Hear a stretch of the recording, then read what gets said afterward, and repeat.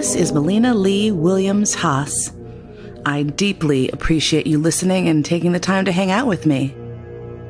I will be addressing issues of life, the universe, and everything that are often bogged down and mired in shame and grief, and talk about how they can be repackaged to be useful and gorgeous and fucking awesome for you.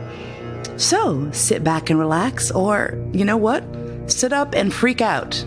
However you prefer to listen. Let's go. I've started and stopped this episode for weeks now.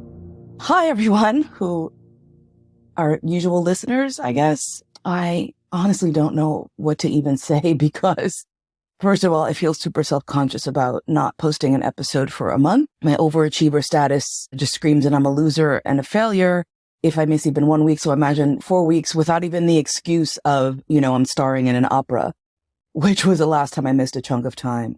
This time, the reason is just something that rarely ever happens to me, but I didn't know what to say. And this is in the aftermath of the leather contest that my beloved owner and husband, the Spouse-Meister, participated in over Labor Day weekend. So since then, I've had a lot of emotional back and forth that has occurred. And part of me wanted to do that thing where I dropped it and moved on and never spoke about it again. And that wasn't very satisfying. And then I had an entire episode in my head where I pulled apart the entire master-slave, quote-unquote, community for allowing shit like these contests to go on once I had seen the other side of it. And I'm very glad I did not record an episode in that state of mind, because where I am today is a much better emotional place for me, and I can speak on it with some compassion for myself and for my emotional process. So that's what I'm going to try to do. I don't know. Anyway, so for folks who are unaware, Spouse-Meister and I participated in a leather contest. What the fuck is a leather contest, you say? Well, the short version is in the same way that there are beauty pageants. And for those of you who know about drag courts, there's that sort of thing as well. And in the leather community, there are various contests. Most of them are regional or locational, i.e. you can be Mr. SF Eagle Bar. You can represent that bar as a hot dude. You can be Miss San Francisco Leather, which I was, or International Ms. Leather, which I also was. But there are also other titles in the master slave community. There are regions in the U.S. It's broken up into 4 or 5 regions, I think. And each of those regions has representatives of people who are considered ostensibly by the local community, but of course it winds up being just by whoever the judges are, to have a master-slave relationship that is something that is demonstrative of a positive image of MS, right? And this is not something I had ever really been into because I was like, what is the point of that? For Miss San Francisco Leather, I could talk about like what it meant to me to be a leather woman.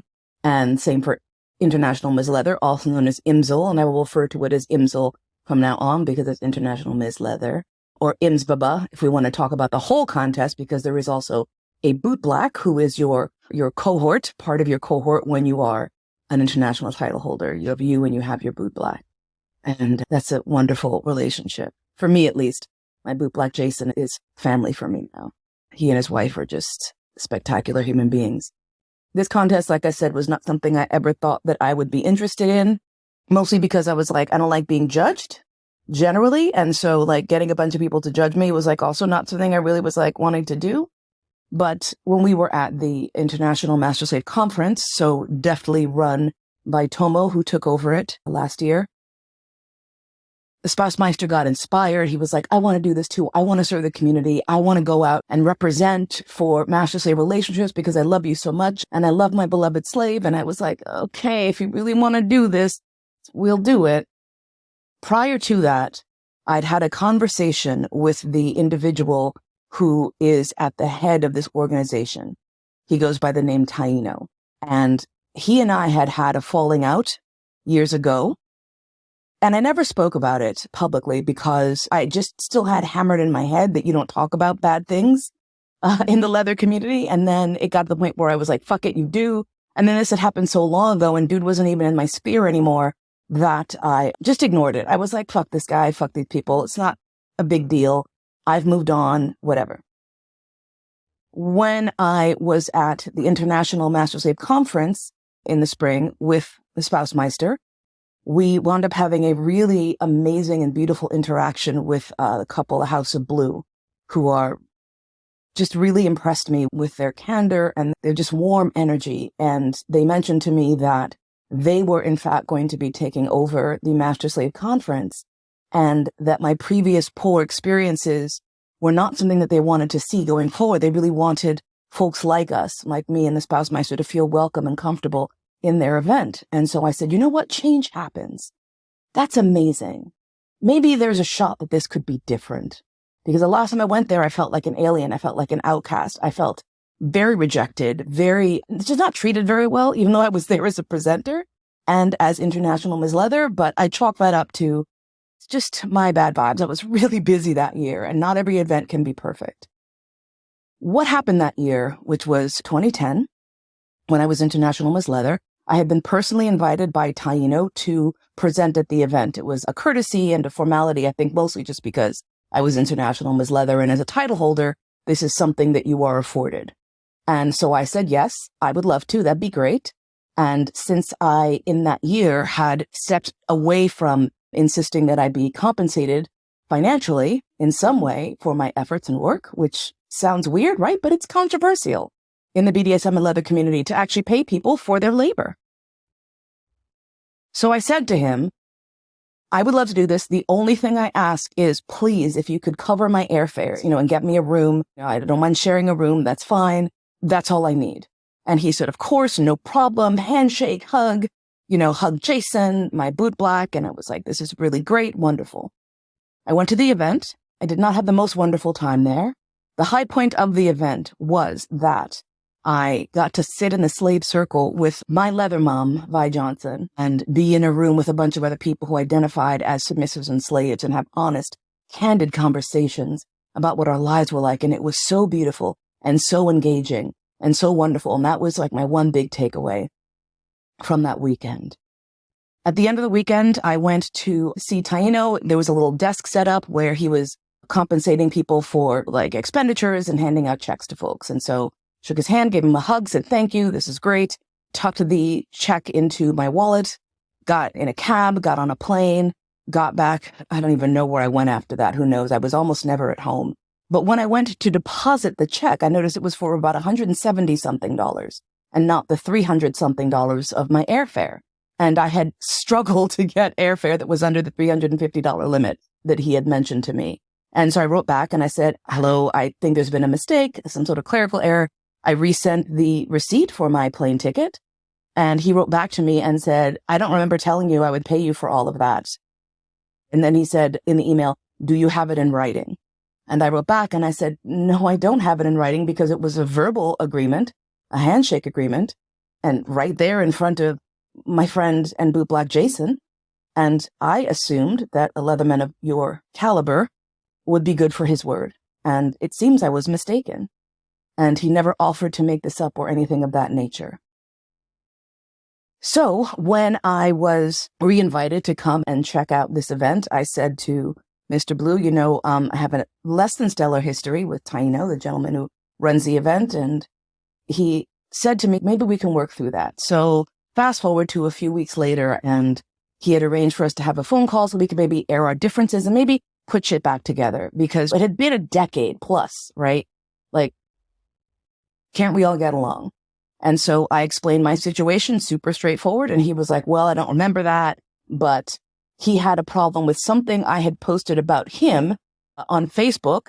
And he wanted to let me know that he was very upset and hurt about the fact that I had said and done this thing about him. Now, the thing I said about him was reflective of the fact that he had stolen money from me, essentially, right? When you say you're going to pay someone and then you don't pay them, that's theft, deception. I don't know what it is. Fraud, petty, whatever. It's shit is what it is. And his assertion was, well, I don't remember that, but you said this thing about me, so now I'm offended, which is a tactic that abusers use when they are faced with their own issues, right? They will say, oh, maybe I did this thing, but you did this thing too. So we're even, we're equal. And I'm not sure how my post on social media, taken out of context, is equivalent to you not giving me the money that you promised you would give to me. So can you explain how that is? And he had nothing good to say about that. And the irony is that the thing he was assailing me with was an out of context clip. And I said to him as we were having this conversation on the phone, can you give me the context for why I was saying that this behavior doesn't surprise me because I had had an unpleasant experience with him? What behavior was it? What was I reacting to? This was not out of context. It's clear that this was in a larger thread. Well, he didn't have the screenshot for the rest of the thread. So I'm supposed to just accept that the fact that he refused to pay me the money promised is balanced up by the fact that years later I said I'd had an unpleasant experience with him. So that left things just sort of like, okay, everyone said their piece. I thought, okay, well, you know what? We're fucking adults. Let's move past this. Also, let me just say, he also declined to apologize. Because here's the thing. He was like, I don't remember. But the thing is also, if you don't remember something and someone's saying you harmed me, you can say, I don't remember, but I don't want, my intention is not to harm you. And I'm sorry that you were harmed, but he's not sorry that I'm harmed. And he had no desire to reconcile at all, which would have been fine had we not been heading headlong into a situation where I had to be in an event that was run by him and his people for 5 days. Just before the event occurred, I got a call from someone I absolutely trust who just wanted to warn me about the Master Slave Conference and the board and the people running it, because, as they said, they're not your friend and you are walking into a situation where you are at a definite disadvantage. In hindsight, that was a very kind light into which this person cast the situation there. Because from the moment we arrived officially at the event to our registrations being lost, our meal tickets not being there, no place for us to sit at the banquet that we paid money to be at, we were not offered a seat.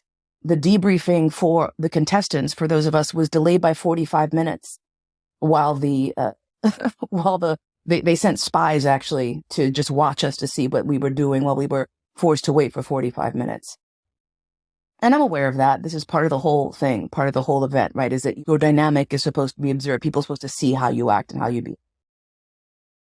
I can tell you I've been attending kink, BDSM, and leather events regularly since 1997.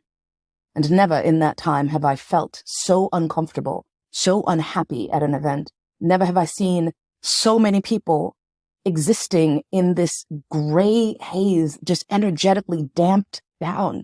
And sad. There was such a sadness.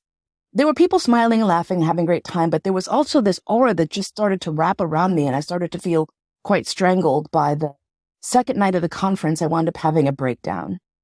And this was after the third time that Spousmeister and I had attempted to make just polite social contact with Taino, the guy who's running this event. And he, all 3 times, turned his back and walked the other way. And I'm sure if he was asked, he would say he didn't see us, because that's the kind of person he is. He's the sort of person who says and does whatever he wants. And for whatever reason, people just trail along behind him, despite me not being the only person who he has done harm to.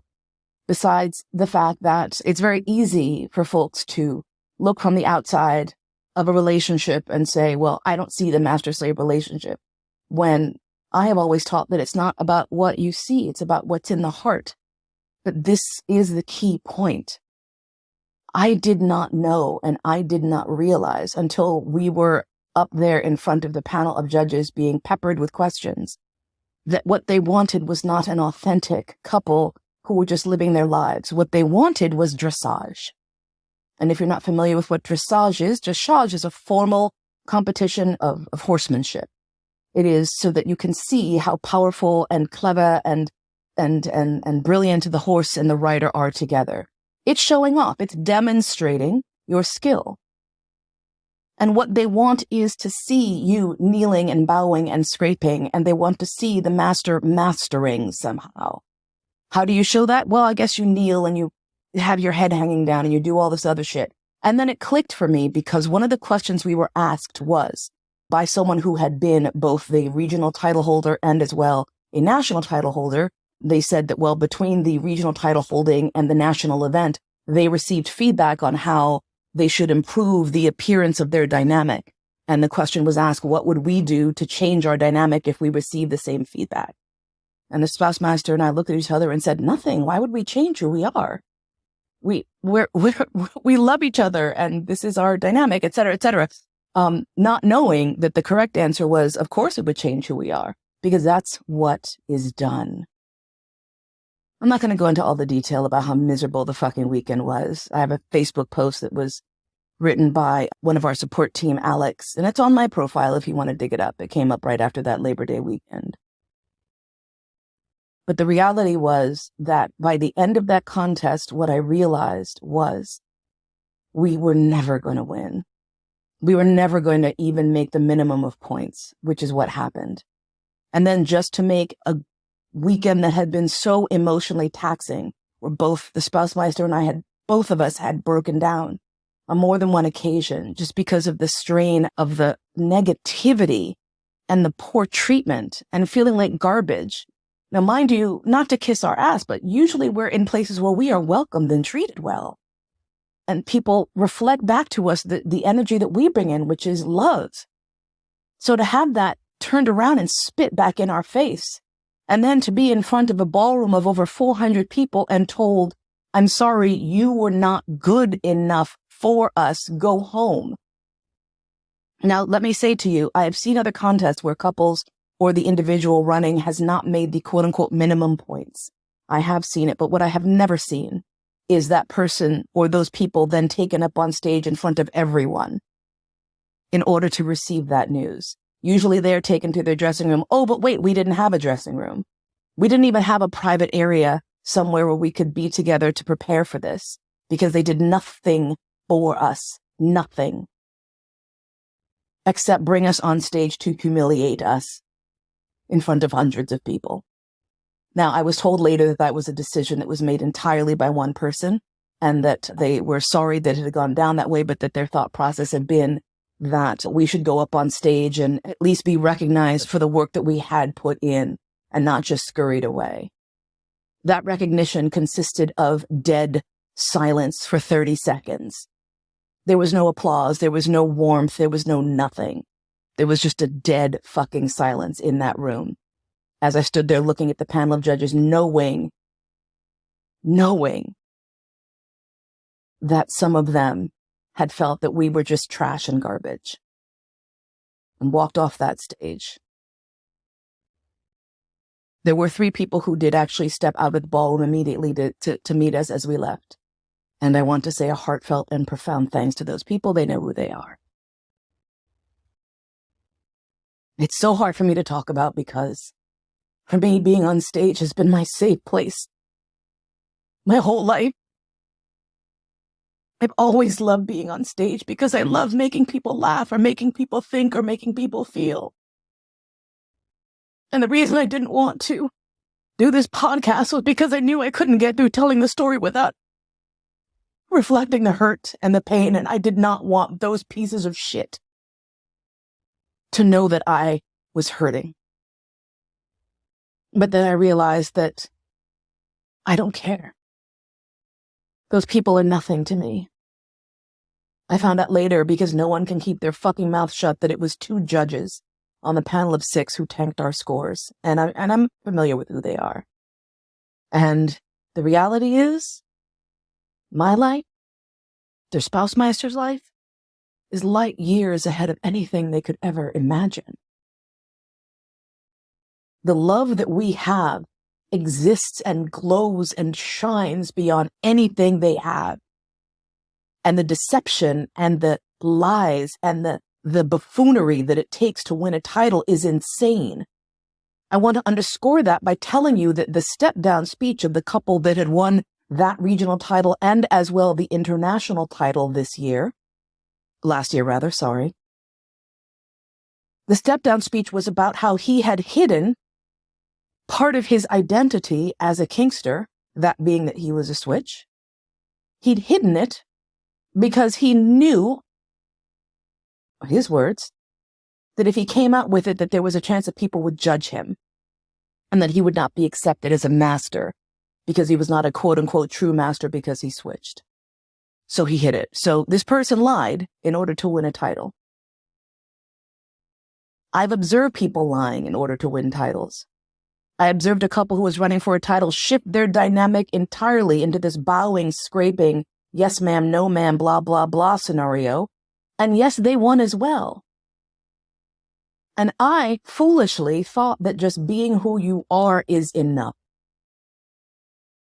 Every night before the banquets where we had to sit at a table that we had to run to get a seat at because they did not offer us as contestants, as the only contestant, I might add, because the other contestant couple who were going to run dropped out when they heard we were running because they were like, oh, we don't want to run against them. Well, you should have run, kids.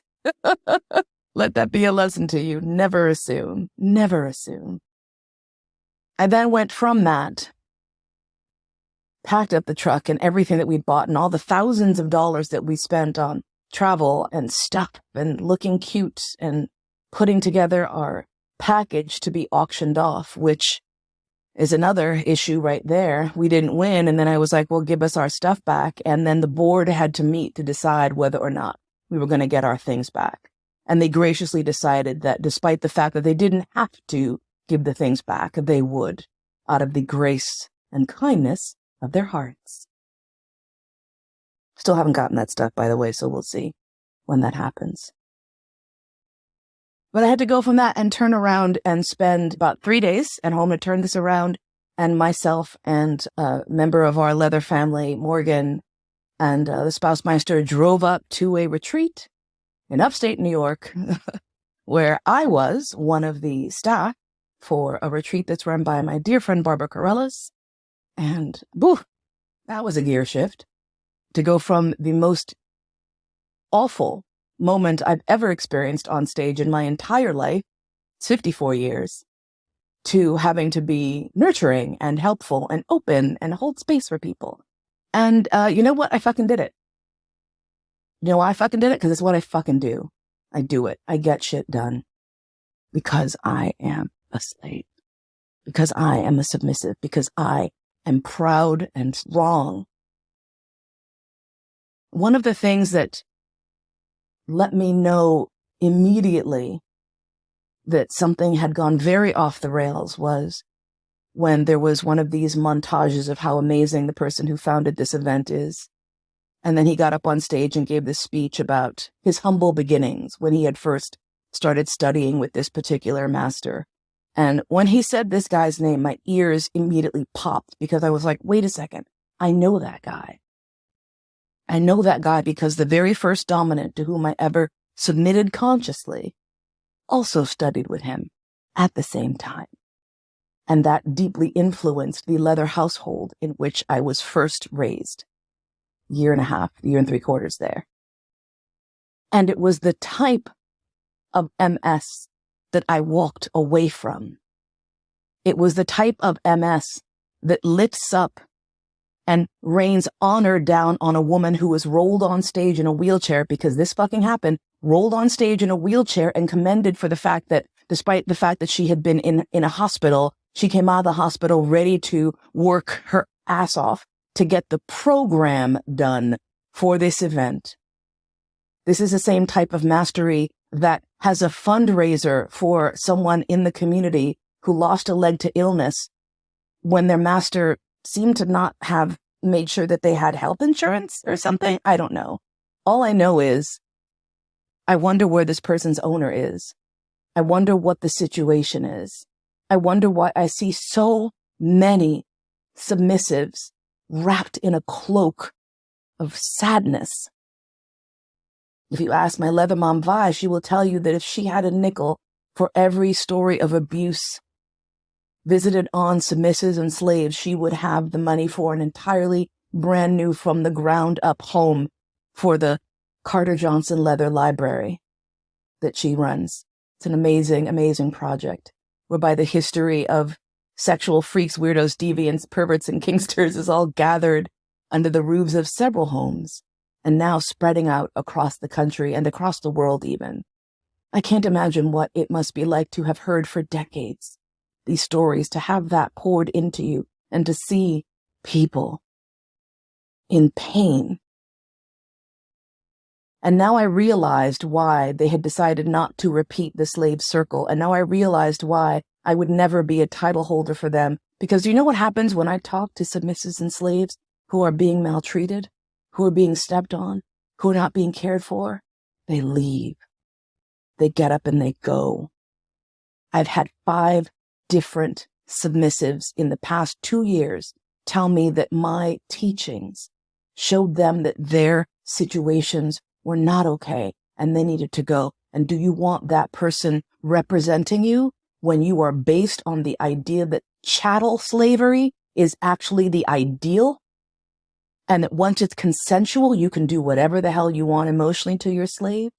The idea that the prime directive, that it is the slave's primary responsibility to protect the property that is themselves at all times, up to and including from the master themselves, that is not at the center of your master-slave relationship?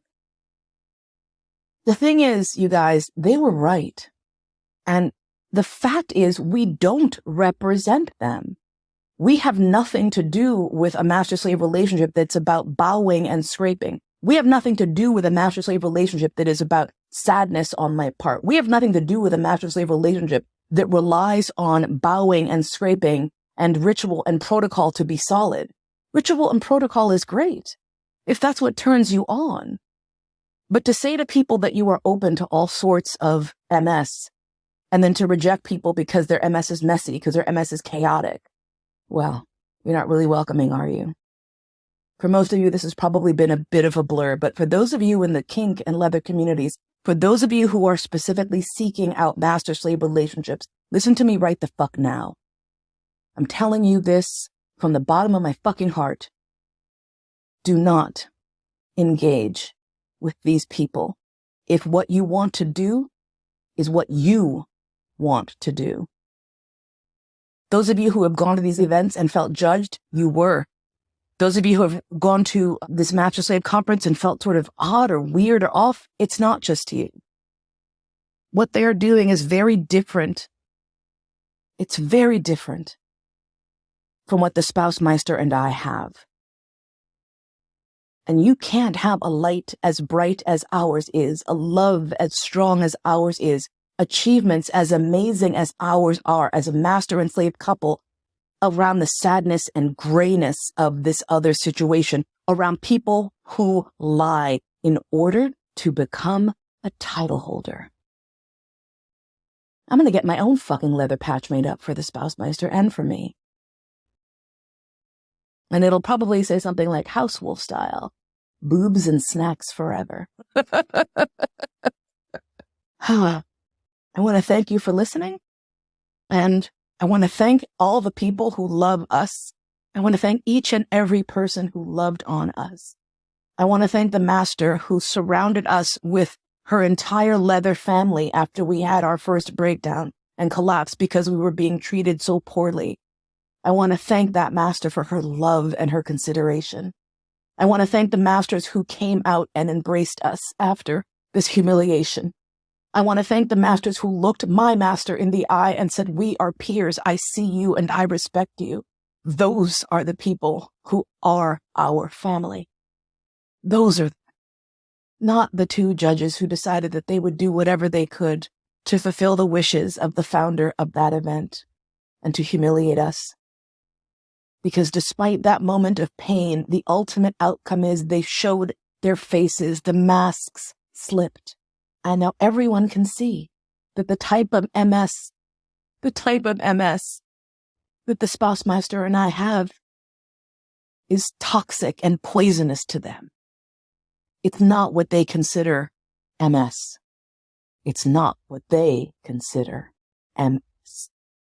And if the love and the devotion and the singularity of purpose that I have as property of my beloved feels good to you, if you hear the way I speak about him, if you see the way he looks at me, and that's what you want, you will not find it there.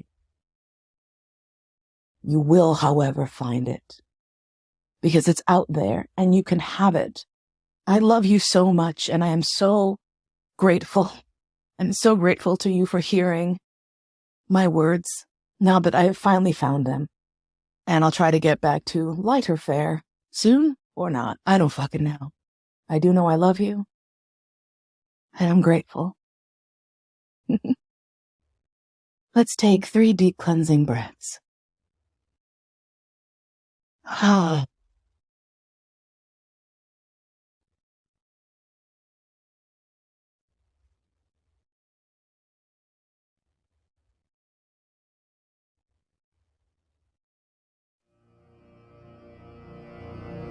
May those who love be loved. You've been listening to All That and Mo. Thanks so much for spending your precious, precious time with me today. My podcast is produced by Cody Crabb. Theme music by Georg Friedrich Haas, as performed by Marcus Weiss.